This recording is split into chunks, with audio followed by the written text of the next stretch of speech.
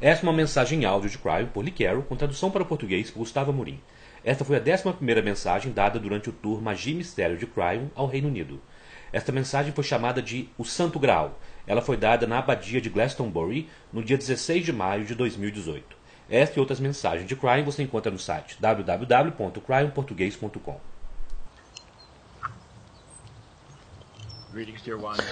Saudações, meus queridos. Eu sou Cryon, do Serviço Magnético. Para aqueles que estão apenas ouvindo, nós estamos na abadia de Glastonbury, na área onde há tanto misticismo. Por 29 anos, meus queridos, eu tenho trazido a vocês coisas preenchidas com amor, compaixão, verdade e, ocasionalmente, reescrevendo a história. Tudo isto para trazer a verdade em sua forma mais pura para o ser humano que ouve, para que você saiba que você está totalmente incluído. E aqui está um lugar que inclui totalmente todos que pisam no solo. Nós começamos esta série em particular, número 1, com a história da jornada do herói.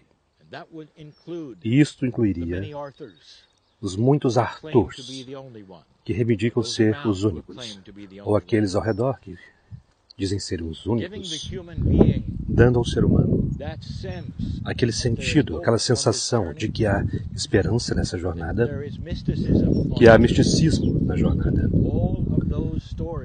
E todas aquelas histórias, eu disse originalmente, trazendo o ser humano para a solução, encontrar a luz e descobrindo aquilo que não se pode descobrir. Este é o lugar disso tudo. Vocês estão em um lugar onde as lendas se cruzam com a história, as tradições e com o misticismo. Onde todos foram distorcidas e muitas coisas é verdade. E o que vocês fazem é, então, separar a verdade daquilo que não é, ou daquilo que foi amplificado a partir de um fato, ou amplificado para a diversão. Pois a jornada do herói é sempre aquela que é alterada, sempre de uma forma benevolente. Os heróis que andam aqui, andaram aqui, fizeram o que fizeram, se tornaram lendas, porque eles tinham grandes conquistas a fazer, mais coisas a encontrar e soluções para o impossível. Eu já disse a vocês que aquilo que alguns de vocês chamam de linhas-lei, aquilo que vocês chamam de as linhas de Gaia, aquilo que nós descrevemos como a rede cristalina da mesma, neste nódulo, todos se cruzam aqui. Então é um lugar de uma grande energia que muitos podem sentir. Se nada tivesse acontecido aqui, eu direi a vocês, ainda haveria reuniões até hoje, sentindo aquilo que é heróico em cada ser humano, pacífico, com mãos elevadas, em apreço a Gaia. Mas tantas coisas aconteceram aqui. Eu quero contar sobre uma delas. Vocês podem pensar, qual é a principal lenda aqui? Qual é a busca mais preciosa e sagrada aqui? O que é que todos que já estiveram aqui, pessoas sabem a respeito, falaram a respeito? Isso seria o Santo Graal. Que essa canalização seja a história do Santo Graal.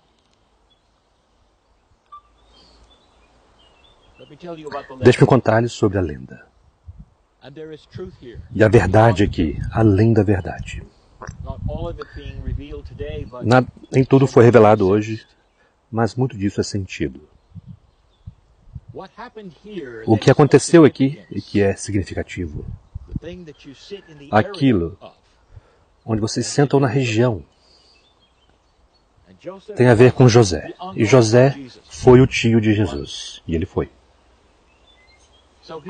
Então ele era família. Em um minuto, eu mostrarei a vocês o que José fez, além daquilo que ele fez aqui, e que mostra a família dele. E a lenda e o misticismo diria que José veio da Palestina, não muito tempo depois de seu sobrinho estivesse na madeira. E a lenda diz que ele trouxe com ele a taça de Cristo, o Graal ele mesmo, aquele envolvido na última ceia. Mas não apenas isso, a lenda diz que havia gotas de sangue naquele copo, a partir da lateral ferida de seu sobrinho pregado na cruz. E todo tipo de coisas foram amplificadas e surgiram a partir daquela lenda. Onde está o copo? O sangue era mágico. O que aconteceu aqui é modificado quase a cada geração. Mas há verdade dentro da verdade. Eu levarei vocês para um lugar que muitos não querem realmente visitar. E novamente, eu levarei vocês para um lugar em Jerusalém. Numa sala, na parte de cima, havia, de fato, uma última ceia. E este é o começo da lenda. Disto que é o copo de Cristo, o Santo Graal. E ele foi amplificado devido ao seu significado hoje, que nem mesmo era conhecido naquela época. E é sobre isso que queremos falar. Você pode imaginar Jesus dando a seus apóstolos uma despedida. É importante que vocês compreendam que eles não compreendiam. Eles não sabiam. Jesus sabia. E da sua própria forma, ele estava dizendo a Deus. Ele deu a eles sinal após sinal de que seria a última vez que eles o veriam. Mas eles não compreendiam. Pensar que tudo isso chegaria a um fim depois dos milagres, depois do amor, da compaixão que eles viram, apenas o início de algo tão especial, e aqui estava o mestre do amor, em lágrimas, dizendo adeus. Maria Madalena estava lá, ao lado dele, meus queridos. Isso não é um mito. Ele estava dizendo adeus a todos. Mesmo depois de tudo acontecer, ele não compreendia que aquela seria a última refeição. A refeição foi a passagem. E tudo corresponde. Aquela foi a refeição, aquela foi o pão. Todos os judeus, não importa qual o seito daquela época, não importa no que eles acreditavam, ainda honrava o êxodo do Egito. E a passagem foi celebrada por todos. Isso correspondia àquilo. Pois muitos lá, para muitos, foi simplesmente uma outra refeição da passagem, da Páscoa. O que ele estava dizendo, o que ele falava, que era crítico, porque ele estava chorando. Ele estava dizendo adeus. Não houve sinal dizendo a última ceia. Não houve indicação para nenhum deles da profundidade dos próximos dias. Ele estava tentando o melhor para dizer adeus para aqueles com quem ele tinha estado, que o seguiram, que compartilharam a jornada e o caminho. O dia da tristeza, eles não captaram. Toda a história aponta para o fato de que eles estavam na escuridão até aquele momento. Eu quero que vocês percebam o que está faltando. José. Ele não estava naquela última ceia. Ele não estava lá. Difícil para José, então, capturar o copo, não seria? Talvez ele tenha encontrado mais tarde, entre as louças sujas. Mas não há nenhuma história de quem concordou que esse seria o último momento que eles veriam o mestre do amor, ou deixar de lado, capturar, colocar numa sacola. Não houve ninguém que fez aquilo. E José nem mesmo estava lá. Este é o primeiro mistério. O resto é história, e eu falei sobre isso anteriormente. O homem no madeiro. Depois de todo o sofrimento, indo pelas ruas, as estações. E era tempo, então, de retirá-lo do madeiro. Então aqui está algo que ninguém jamais disse a vocês. Agora, isso é canalização. Então é claro, vocês estão livres para discordar ou pensar bem, é apenas canalização, não é história, portanto não foi verdade. Mas todas as cenas do mestre do amor no madeiro são incorretas. Não há forma do corpo humano ter sido suportado por 2 pregos, um em cada mão. Ele teria rasgado. Em poucos momentos, pelo peso do seu corpo, ele teria se desprendido. Então, os romanos o amarraram à madeira. E aquilo o manteve firme. E os pregos eram apenas para a dor. Aquilo era parte do sofrimento. E aconteceu o mesmo. Eles não faziam isso com outros, mas com ele, eles fizeram. Pregado e mantido lá, até que o sol se pusesse. Eu já disse isso antes, que as regras da crucificação em Jerusalém estão nos livros, até mesmo hoje. Que vocês não deveriam crucificar depois que o sol se pusesse. Quem estava lá ao pôr do sol para pegar o corpo? Um parente, José. Não é interessante que os seguidores não estavam lá, os apóstolos não estavam lá. Maria estava, mas José foi o parente designado, o tio. Vocês já se perguntaram por que os outros não estavam lá? Meus queridos, se eles estivessem lá, eles poderiam ter sido presos. Eles mantiveram distância, mas o tio, a ele era permitido, porque ele era família. Quando o pôr do sol chegou, ele pegou o corpo e foi aquele que o levou para o túmulo. Essa é a história de José, que construiu essa igreja que vocês veem, ou as reminiscências do sentimento do que ele construiu. Alguns disseram, bem, conte-nos sobre esta área, de Glastonbury. É possível que Jesus estivesse aqui? Meus queridos, ele esteve aqui 3 vezes. Ele estava muito investido em trabalhar com seu tio no comércio entre a Inglaterra e aquilo que era a Palestina. Então Jesus veio, conhecia a área, e José também. Conforme a história contada, que ele veio aqui um pouco depois daquilo que foi a crucificação. E foi aqui que ele construiu sua igreja. Aqui está uma outra peça do quebra-cabeças. Ele não veio sozinho. Agora, aquele que veio com ele não serve a história para contar sobre aquele ser humano ainda.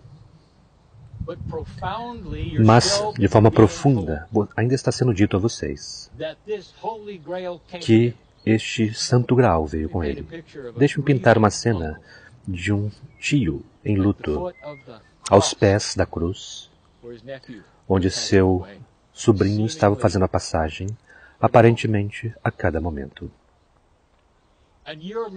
E você é levado a acreditar que, de alguma forma, de alguma maneira, em um jantar no qual ele não participou, ele então pegou o copo. Um copo que não estava com joias ou ouro, provavelmente era feito de bronze. Entre todos os outros copos. De alguma forma, ele tinha ido naquela sala lá em cima, encontrado o copo exato e trazido com ele. E nestes momentos de incrível dor e tristeza, ele pegou o copo e recolheu algum do sangue que saiu das feridas de Jesus. E então colocou de volta em sua mala, sua bagagem. E então, Depois de tudo dito e feito, ele o trouxe aqui e o enterrou. Meus queridos, não há santo graal. Não fisicamente. Não fisicamente. José conhecia algo. Se você pudesse estar na igreja, a primeira, aquela que ele construiu, se você pudesse estar lá, não havia nenhuma imagem de um sobrinho morrendo. Nenhuma. Era uma igreja alegre, era a respeito do amor. Aquilo não existe e haverá controvérsia em tudo o que eu digo neste ponto. Se você quer controvérsia, olhe para os pergaminhos que foram descobertos em Nag Hammadi, no Egito. Uma discussão entre João e Tomé sobre do que se tratava realmente a morte. Havia desacordos mesmo lá com relação ao que deveria ser pensado a respeito do que aconteceu.